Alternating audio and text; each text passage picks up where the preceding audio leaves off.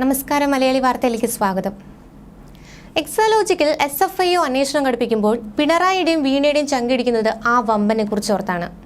വീണയ്ക്ക് വളരെ വേണ്ടപ്പെട്ട ഒരാളിലേക്കും കൂടി അന്വേഷണം എത്തുമോ എന്നതിലാണ് ആ ആശങ്ക. ആ വമ്പനാകട്ടെ പിണറായിക്കും പ്രിയപ്പെട്ടവനാണത്രേ.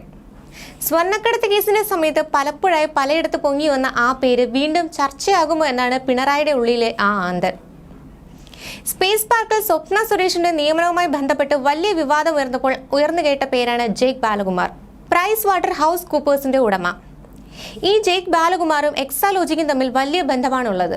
അതായത് വീണയുടെ കമ്പനിയെക്കുറിച്ച് ഗൂഗിൾ ചെയ്താൽ അതിൽ ഈ പേര് മുമ്പുണ്ടായിരുന്നു.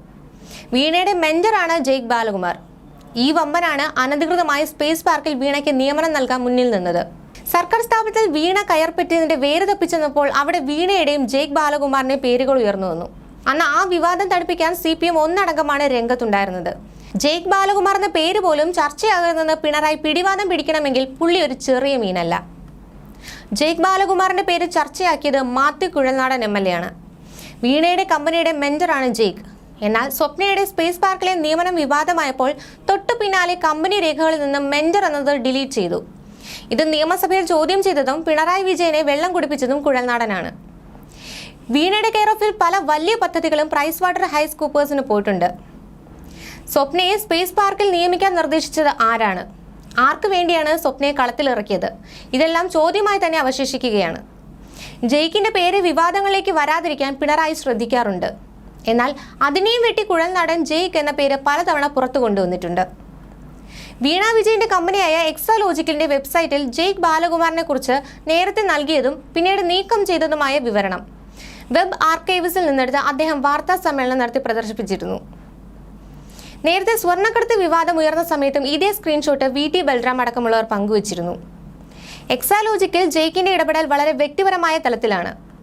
ഇൻഡസ്ട്രിയിലെ വിവിധ തലത്തിലുള്ള അദ്ദേഹത്തിന്റെ അറിവുകൾ അനുസരിച്ച് അദ്ദേഹം സ്ഥാപകർക്ക് മാർഗനിർദ്ദേശം നൽകുകയും വഴികാട്ടുകയും ചെയ്യുന്നുവെന്നാണ് ജേക്ക് ബാലകുമാറിനെ കുറിച്ച് എക്സാലോജിക്കിന്റെ വെബ്സൈറ്റിൽ നൽകിയിരിക്കുന്നത്.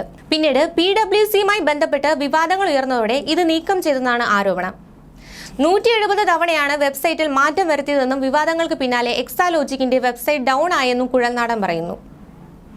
കേന്ദ്ര അന്വേഷണ സംഘം എക്സാലോജിക്കിൽ അന്വേഷണം നടത്തുമ്പോൾ കമ്പനിയുമായി ബന്ധപ്പെട്ട പലർക്കും കുരുക്കുമുറുകും. ജേക്കിന്റെ പേര് പുറത്തു വന്നതിനെ പിണറായി മകളും ഭയക്കുന്നുവെന്നാണ് അടക്കം പറച്ചിൽ.